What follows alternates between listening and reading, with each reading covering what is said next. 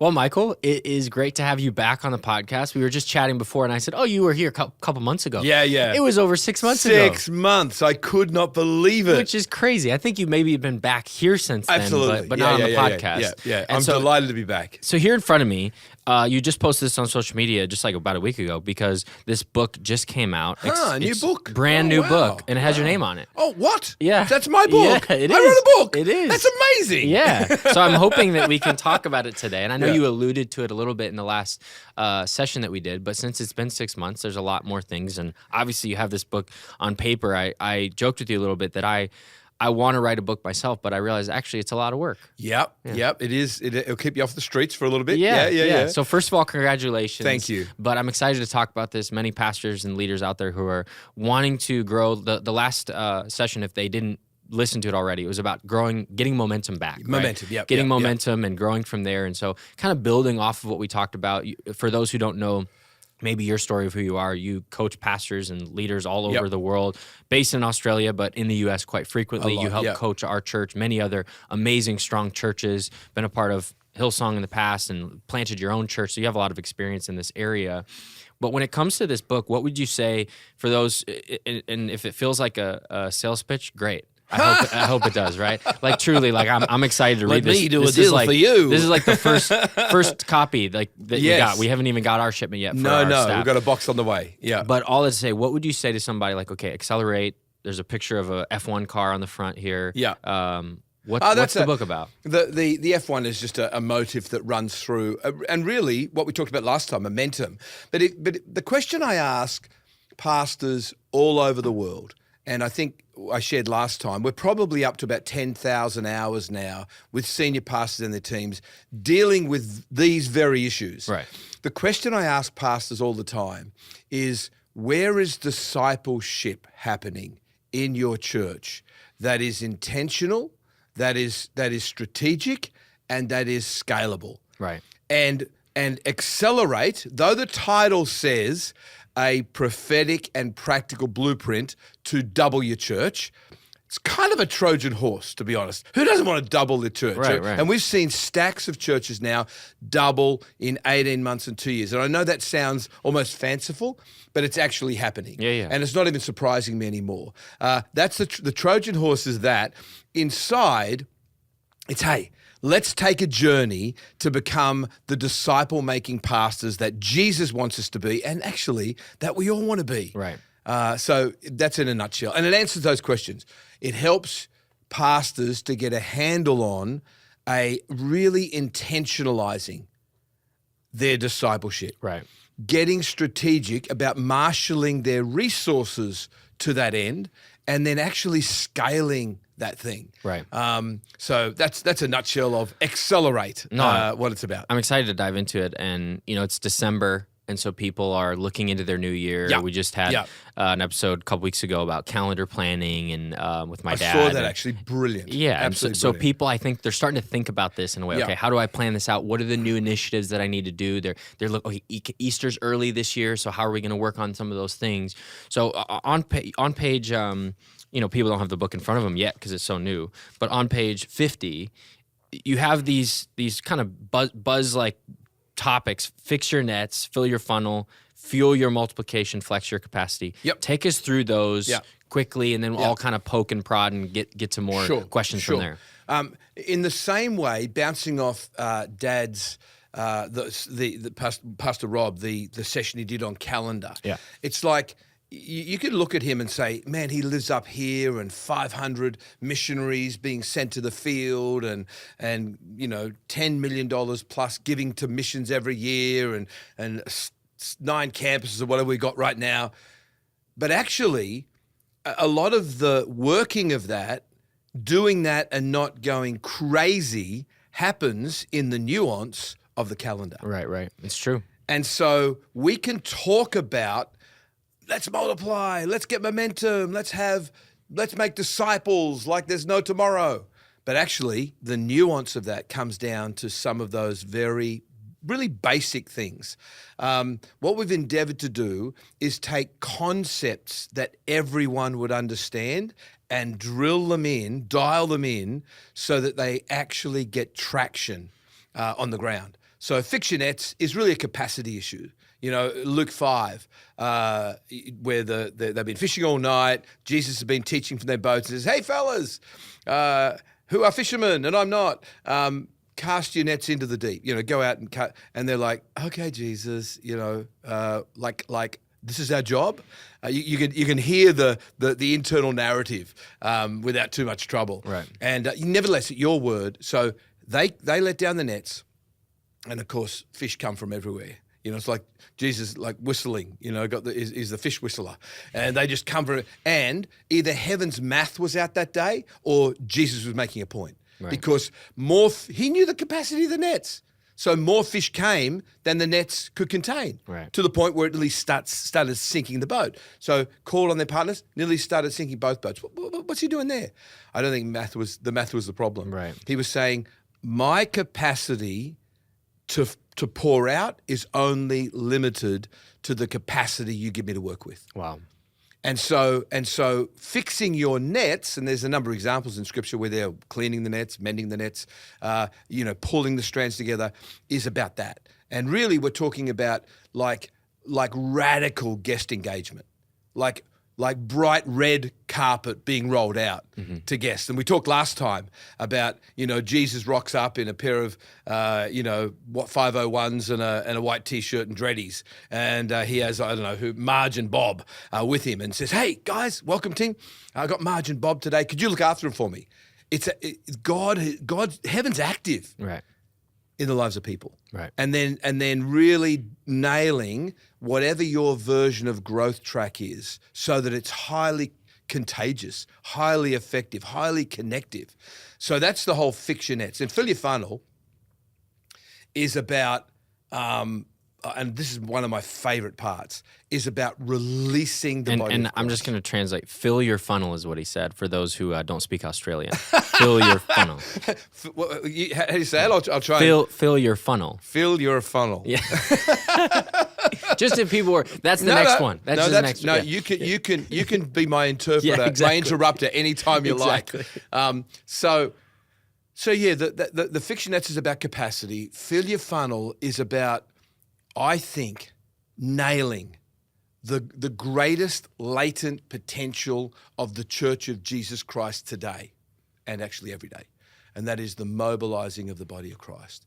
It's like when my kids were teenagers and they wouldn't get out of bed. Normal alarm clocks would not do. So we got one. I bought one, I think in the Philippines or something like that. That when the alarm went off, it went, wake up, wake up, wake up, and it wouldn't stop. And so that alarm ended up being thrown against the wall at some stage by one of the children, who will remain nameless, Ryan. But this is the message to the church: wake up, right. We're not called just to come to church. We're called to be the church, and so that's essentially the fill your funnels. It's really mobilizing a truckload of the body of Christ. Mm-hmm. So the next one, fuel your multiplication. God's a multiplication God. If you go right back into Genesis, and this looks harder than it actually is. So we God. Back to Adam and Eve. Who were those guys early on in the Bible? Yeah, them. And he says, be fruitful and multiply, fill the earth and subdue it. Well, if that was the last time he mentioned that, it still would have been relevant. The law of first mention would kick in. No way. He repeated that exact same commission right through the patriarchs.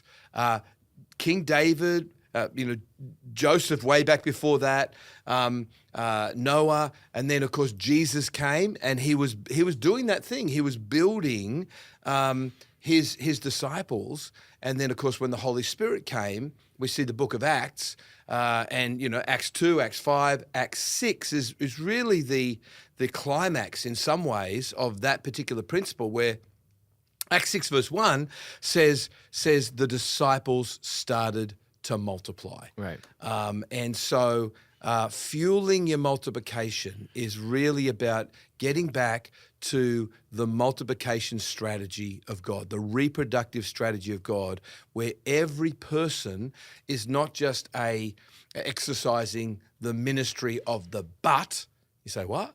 Well, we got a butt, they put it on a chair, and that's the extent of their engagement in the kingdom. Right. But God has called us to be multipliers. When it comes to multiplication, I think the concept of it is exciting. In practice, it's difficult. Yeah. When you see, maybe it's somebody who's listening and maybe they're a small group leader and their small group has gotten too large and they need to multiply. Maybe it's a campus that wants to go multi-site and they go, do we go multi-site or do we plant another church in another community that's an autonomous church? Yes. Do we send a missionary? Do we raise them up? How do you know? I mean, for us, we've done this for 28 years and my parents have seen what sending looks like and how to send, and you need to do it in due time and everything, but you also don't want to wait too long. How do you know, or maybe what are some best practices of how do I know when it's right to multiply versus I'm just at a peak? Like if you take your Easter attendance or you take your biggest small group weekend or whatever it is, you go, oh, look at us, like we need 3 services or we need a new campus. Well, but then you go into the summertime and it's lower. Like how do you know you're at that point where multiplication is necessary? If multiplication was a good idea, then we have that discretion. When multiplication is the very nature and character of God, now's always a time to multiply. Not in the big picture. Let's start with the microcosm. You're sitting here, incredible young man of God with amazing potential, gifts, good looking. That you started out with 1 cell, and then. The reason that I'm looking at the amazing Logan that I've known for a decade and a half or so is because the very essence of who you are comes out of the product of multiplication. And so when we think about that, multiplication starts at day one. Our whole purpose as an individual is to love God with all our heart and to reproduce his character in the lives of people right from the get-go. Present becomes permanent very quickly. And so I figure that when you get a new believer, and obviously that's a really important component here. Right. It's harder to multiply a crusty, old, Christian that's been sitting on their chuff for 4 decades. You like don't even bother, almost. Because it's just too hard. Unless if Jesus rocked up in front of them, I don't think they'd multiply. All right. So let's start with energetic new believers. I mean, who doesn't love being with a new believer? Yeah. It's like Jesus, the Word. Wow, this works, miracles. And so so here's your assignment to go get them, Tiger, and come on, let's build the kingdom together. Okay. And so the DNA starts right from the get-go. And so I think the key to small group multiplication, to church multiplication, to campus planting, to church planting is actually getting that DNA and actually releasing that. That's normal Christianity. Now, sadly, it's become abnormal. It's like, what? You multiply small groups? How's that even happen?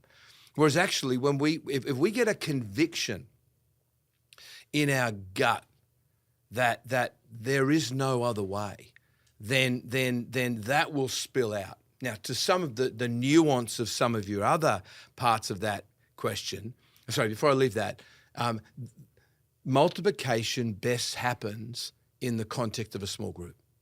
Jesus didn't even major on one-to-one discipleship. That'll be a shock to some people. He actually did most of his discipling in the context of the motley crew. Right. The 12 disciples. Mm-hmm. And I sensed there was a whole lot of interaction between them. So it wasn't just one, even though he was Jesus, 1 to 12. It was 1 to 3, 3 to, there was this, as they walked and talked together. Now you can quote, hang on, he had that breakfast with Peter on the beach. It was pretty significant. And he had that interaction with Thomas. They are the exceptions, right, not the rule. And so building the DNA of multiplication into a group. So the goal in small groups is not just to have a great small group, but to build like an incubator of multiplication. Yeah. Where as they go, the leader organically is trained to train 2 or 3 other leaders being raised up. Yeah. In last week's episode, I talked with Justin and Jesse about global teams and the discipleship that could happen on a global team. It almost feels like when you read scripture that Jesus and his disciples were on a 3-year global team, in the sense that, I mean, they really, he says, give up what you've got at home, walk with me. And so I think to maybe someone listening, they say, that's great, but we live in a very individualistic society where setting up a meeting for us to do this podcast is challenging, or setting up a coffee meeting with someone in your church is challenging. And so it's great that we have the once a week hour, 2 hours to do small group, but I think that's a tension point to the scriptural multiplication that we see is the time that's spent together. We're so busy. You know, again, we're talking about calendar. We're talking about these times. How do you combat against the like, hey, you're a key giver in my church, or you're a key, volunteer, or fill in the blank. You're somebody who I want to connect with. But it takes 3 months to get our calendars aligned. And it makes discipleship difficult. No, that's a great question. In fact, that's one of the great benefits of weekly small groups. Right. Now, I know that some have backed it off to once every 2 weeks, and I'm not going to die on that hill, or even once a month, or every now and again. Here's the problem: because of that busyness factor, which I'm not cheering. I mean, my life is busy. Your life is busy. Your dad's life is busy. So I'm not saying that busyness is not the goal. I mean, sometimes we sadly wear that as a badge. How you doing? I've been so fill in the blank. So busy.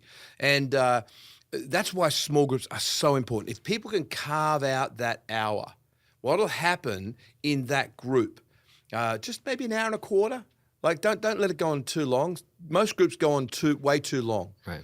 2.5 hours because we love hanging out, and it's just like, whoa, shoot me. If you can carve out that hour and a quarter, say. Now, here's one of the keys. Have another little sub-meeting after the meeting. So you're utilizing the time. And so you then say to your group, if you're the group leader, and we train the training of group leaders is really, really important in this whole deal. The leader says, we've got a group, we've been going for 2 hours previously. I'm going to pull that back for a very important reason. I want to prepare Peter and Steve to be our next leaders. We've talked to them. Don't let that be the first time they've ever heard of it. It's like, what? Which can happen. Oh, yeah. I've never done that. I've never done that. That never happens in the church. Never happens. Never happens. So Steve and Pete, I think the names were, so we're going to have a little meeting, a briefing and a training meeting after the group. You do two things. You give a natural end to the meeting without feeling awkward, because most leaders don't want to be that guy or that gal that kicks people out of their home. Right. It's like, I feel like I'm not a Christian, And so the meeting starts at 7, say, quarter past 8, 8:15. We're going to flick the lights, and at 8:30 I start with Steve and Pete. Now, you also create a bit of an aspiration, like, how come Steve and Petey are the favourites? How come they get the special group? And to which you can say, hey, if John or Roger, if you'd like to be part of that group, and you're really keen to do a group next time, come and talk to me, and I'll see if we can fit another one in. So you're creating a little bit of scarcity and an aspiration that group leadership is a cool thing. And in that group, and again, I won't go into the details here, but it's all in the book. That I've been wanting to say that. You got a book now. Yeah. I got a book. There are a dozen things that we train leaders on, and one of those is how to raise up. In fact, final thought on this: you can, if you were the connections pastor or even the senior pastor, you could get face to camera, even just with an iPhone, and film a dozen 6-minute clips that every one of those meetings, they start off with, hey, let's hear from Pastor Logan today and see what he wants to share. Mm-hmm. Let's hear from Pastor Connor. And he's going to talk to us about atmosphere. He's going to talk to us about how to move people one step on their spiritual formation. We're going to talk about how to triage a crisis. There's 3 of the 12. Yeah. And so they start, it's an easy start for the leader. It frames up the conversation for the group. Then they do a little debrief on the group. And next week, Steve is doing the word. Pete's praying for needs, and so they start to get experience in that. So over 10 weeks, they're like, let me at it. Right. That's the simple version. No, I've seen it to be true, and many listening probably have done so. I think selecting the person is important, but I think training them and giving them the time is more valuable, because I think anyone can be a small group leader. I mean, there's maybe a few exceptions that that's not their skill set, but I really think most people can become a small group leader. One of the things that I did previously, before I was in the role I'm in now, I oversaw our young adult ministry. Yeah. And I remember getting started, and at the time we were kind of in a transition with a new campus, and so there wasn't as many groups that were happening. And I tried to get groups started, and I kind of empowered people to say, hey, just start a group at your campus. Yeah. And the feedback was pretty strong, but the execution was not. And so it was, we're going to get started. We're going to do this. Yeah. And I think we started maybe like 6 or 7 groups across all our campuses. And again, at the time, I think we had 7 or 8 campuses. And so that's not very good. And I understand what you're saying, and because it needs more than inspiration. Right. It needs more than inspiration. Right. I mean, I remember doing an offering talk once, and my spiritual dad, spiritual mentor, Dr. Edwin Lewis Cole, he's been in heaven about 20 years now, and he said, Michael, that really was inspiring. And I thought, awesome. And he said, but you didn't tell us what to do, and I didn't feel empowered. Right. So 3 I's, every time we engage with releasing leaders, we have got to inspire them with a kingdom mission. We've got to impart to them the faith, you can do this. Right. And then we've got to instruct them. What do you need to do? Right. But back in the day, I used to sell drugs legally. Yeah. I was working for the pharmaceutical industry in literally Pfizer. And when I first started as a rep, it was about 86 years ago now, then the thoroughness of the training was crazy. Yeah. They had a Xerox sales training. And about 4 times a year, we would go away for 3 or 4 days to pep up our sales skills. And we would do role playing, and it was like, so it became so second nature. Well, they did that to sell drugs. Right. The doctors. We're called with the greatest commission and calling of all time. Yeah. And so, to your point, we underbake what it takes to train. Just to reiterate that, my first couple jobs I worked in retail, and the first company that I worked at had a very amazing training program. And then I was looking for a new job, and I liked what I did, but I just was looking for something new, and I went to Nordstrom. And they said, oh, yeah, we actually hire from that company because they have such a good training program. Amazing. And our training program isn't very good. But we know anyone who works for them, we hire.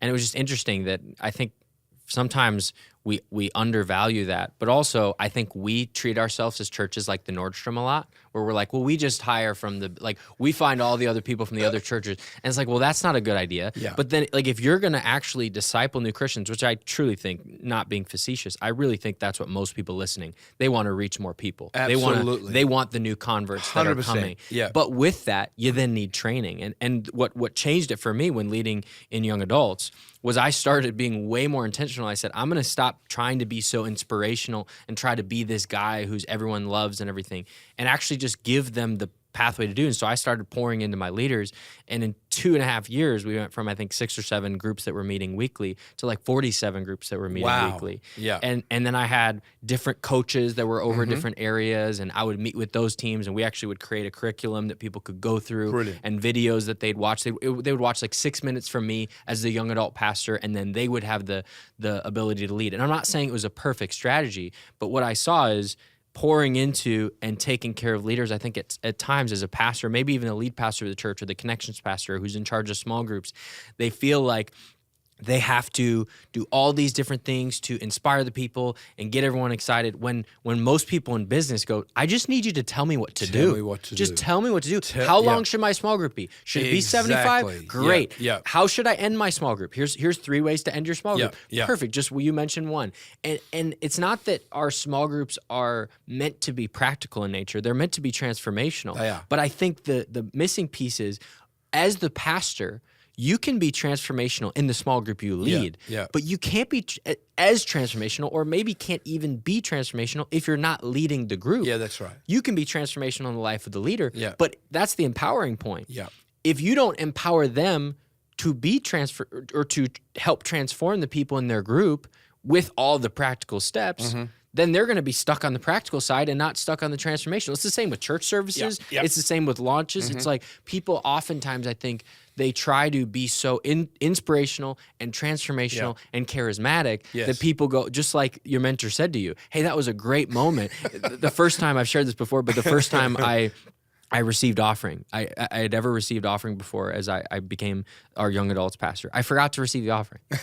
I was so excited to introduce our speaker that I didn't even introduce the offering. So that's a great example. I got off stage and they were like, you didn't even do anything you said you were going to do. But I was just excited. And I think there is a lot of that in ministry, but then there's the reality of, but what do I actually need to do? I love moments. My wife says this about me. You can have a party anytime you like, as long as you invite Michael, Right. I am a rabid extrovert, hello, I'm Michael Murphy and I'm a rabid extrovert. That's why you and my dad get along. Yeah, we just hang out and have an awesome time. We went to Ciao Bella, the favorite restaurant. We always do when I'm here. But I learned that, and we started out the previous podcast, and really that looks at some of the formative things. It might be good to, for some to backfill that and go and have a look at the one we did on momentum about 6 months ago. But we talked about how there's no correlation. The research has been done between personality type and leadership outcome. Right. Our style of church, you would think, well, a leader is a charismatic leader that can create, moments and get people laughing. Well, actually, that's not not something that's borne out by research. Right. Now, a charismatic leader, if he or she gets good, process people around them, can do great. But if it's just the moment and not movement that you're creating, you'll be creating moments till Jesus comes back. Right. And we meet like hundreds of pastors that top up against 300 people or 400 people. They got into, then again, it's not magic numbers, but it's like, I want to reach more people. And once they unlock the idea of how to get intentional about process, it's far from dry. Like we said last time, it's the convergence of the spiritual and the strategy and systems. Right. The presence and power and planning and process. Mm-hmm. So those things kiss each other and you get transformative processes that can actually take people and pastors step by step, which is what we've endeavored to do in the book, put handles on this. Right. I can do that. Yes, you can. So the last two pieces, gear 7, gear 8, as you say, are flex your capacity. So those are free your soul, fund your vision. Yeah. Talk about how that works, and then I'm sure it's a cycle that just continues. Yeah, it really is. It really is. My battle with insecurity has been at times debilitating. And some people don't realize that because I can, create a moment. I do intentionally like to bring life. I feel like it's my assignment to bring joy to every room I'm in. And I just think, what's not to like about being full of God? How can that not come out in whatever personality you've got?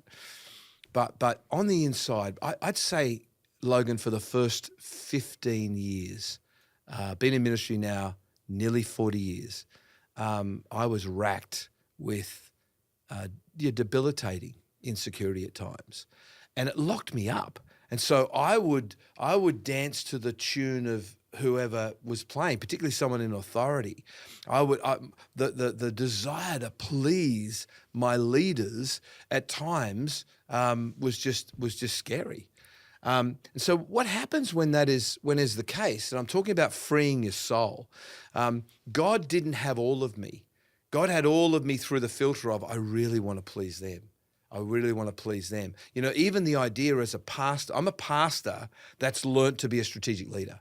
So I was like absolutely in my element, seeing 8 people a day, loving on them, hearing their issues and so forth. But in order to scale, I had to step back from that. Now I had to put other people in there. That was a hard shift for me to make because of my heart to please people. The instant feedback that comes as, oh my gosh, Pastor, I feel so much better. Praise the Lord. There's a bit of you in that. So freeing your soul is about confronting the man or the woman in the mirror and going, who am I really right now? And who am I portraying that I am? And if I can get back to the earthiness of my identity is in Christ, I'm already accepted by him and his approval is already on me before I do anything. And so I find that place of freedom. I apply the word to my life. My mind and heart is conformed into the image of Christ, is transformed to the image of Christ, not conformed to and squeezed into the mold of this world. And so what is released is all of me. And the implementation of the stuff that is in the book does require a pastor not to be perfect in that way, but to be moving toward wholeness. I've said many, many times, and probably others have too, one of the greatest gifts that we can give our congregation is the gift of our own wholeness. Mm-hmm. The gift of our own wholeness. And frankly, our family as well, right. Our friends. And that was a hard lesson. I think in the early days, I was caught up a little bit in the Hillsong bubble. That's not a negative comment. It's just like we got on it wasn't even called Hillsong then, Hills Christian Life Center. We got on a youth revival, and we were riding that thing as well as we possibly could. And so extreme fruitfulness, which those from the outside would have said, my gosh, what's going on there, can actually mask over internal brokenness. Mm-hmm. And that I had to confront that really strongly when I became a lead pastor for the first time. So freeing your soul is a big message. It's a very seminal part of this whole message. Yes, there are handles and practicals, but it's about becoming the you that God created you to be, becoming the man or woman that walks by the Spirit in faith. Mm-hmm. So it's actually one of my favorite things to talk about, mm-hmm. Because it's been such a dramatic thing. And to be honest, I still battle with it. There are times that the ghost of the old man rattles, that insecurity starts to compare and so forth.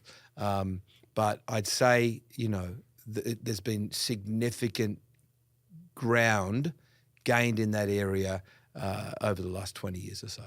Well, that's amazing. I saw a post the other day and it said something along the lines, I'm not getting it exactly accurate, but insecurity is loud and security is quiet. Mm.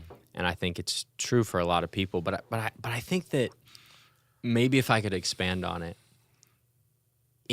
people who are secure enough in their insecurity have learned how to hush the voice, to diminish it, to say, it's still there. Me, I joke sometimes, I'm the most insecure person here, right? We all have that, but it's how have you managed that in the midst of what you're walking through, in the midst of what you're leading and stepping into, I believe is probably the key for most people who are listening today is, do you have insecurity that the leadership ability in you is not living up to its full potential? Absolutely. Do you have insecurity that your family is not the way it's supposed to be? Absolutely. Yeah, everyone has it. Yeah. But it's how do I respond to the insecurity? Do I respond with it with open hands to say, how can I be better? Wow. How can I humble myself? Yeah. How can I learn from people who've done it before? Or do you respond for insecurity of wearing it as pride and arrogance, trying to fake it till you make it in a way that is not a joking way, but a way that's trying to prove to others that you actually are better than you think you are, when the truth is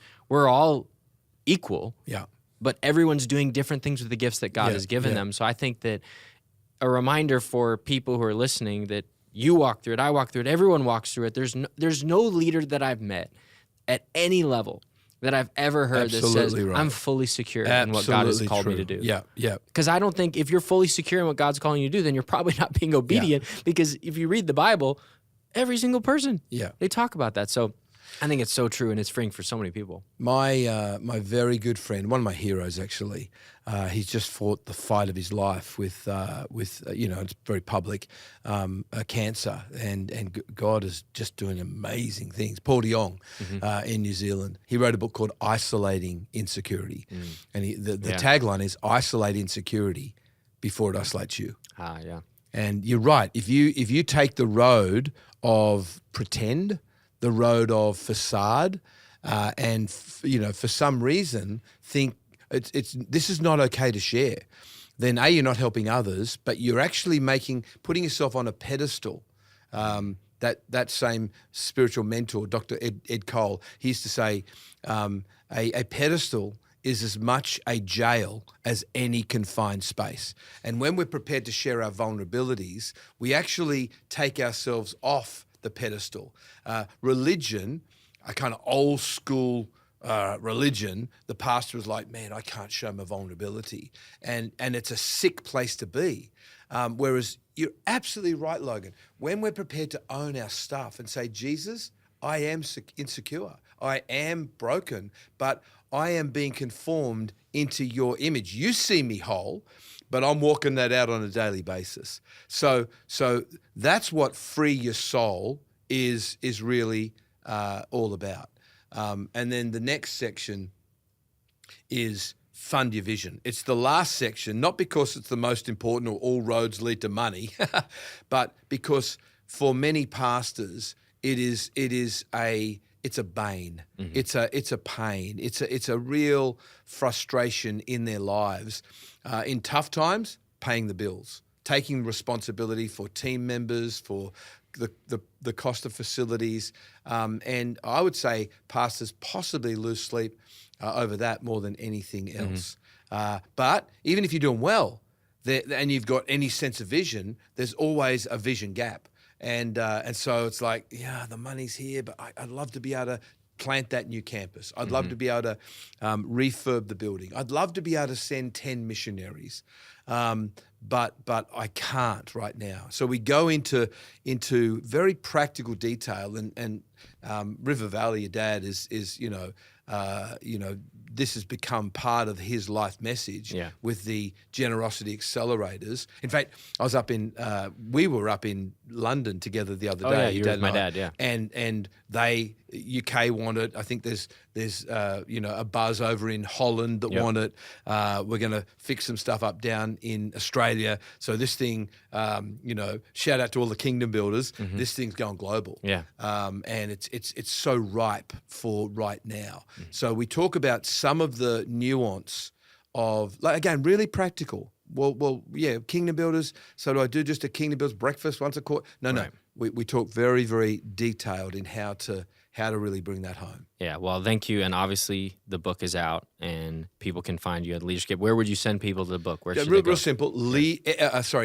Accelerate. So the letters XLR8 book.com. Great. And we'll link it in there. Accelerate.book.com. And here's the thing. I'm so passionate to get this into the hands of 10,000 pastors. You'll notice you can actually mess with the price. So if you're in a situation, you're a pastor and you say, oh, man, I'd love to be able to, spot the $21 or whatever it is, $21.95. Pay what you can, or even nothing. And just spot us the postage and handling. And then there's an opportunity for the visual and the auditory learners. I've done 9 masterclasses, studio produced, which go along with the 8 chapters of the book. There's a study guide. There's an audio book that I recorded in my own voice. So there's a package that you can get. But if you want the book and you can't afford the book, I don't even care. Just get it. Love it. Just get it. Well, you've been a huge help to our church and to many churches around. So I'm excited for people to pick up the book. I know you've given us a small bit of it today, but I know there will be many that are picking it up. And until next time, we'll have you back soon when you come back to Minnesota. Thank you. And just excited for all God's doing in your life. So and congrats again on the book. Thanks, man. Great to be with you. Thanks so much for listening to Talking Church on YouTube. I hope this episode was helpful for you. You can find a bunch of different episodes right here that are linked that maybe you've not caught up yet, or maybe this is new to you, finding Talking Church. Would you consider subscribing to the YouTube channel? It helps us out a lot. Get this message out there to more people and hopefully helps you out as well. And feel free, write a comment, ask us a question. We want to hear from you. Thanks so much for being a listener to Talking Church. We'll see you back soon.